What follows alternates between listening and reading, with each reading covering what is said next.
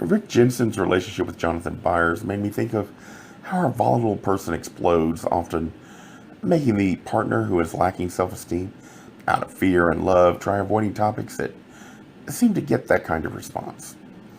This happens enough times and they are unwilling to talk about it afterwards, and then you will soon find yourself so afraid to speak you are no longer the person they fell in love with, and they will believe it is your fault when it was his inability to speak and your inability to ask yourself, maybe it's not me.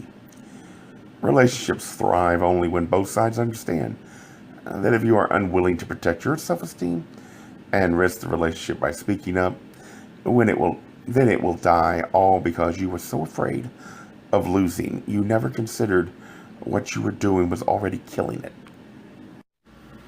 While the thoughts are inspired by the book, it does not imply the writer intended to inspire the thoughts I have. The attempt is to start a discussion and get people to think about human behavior from the perspective of the closet.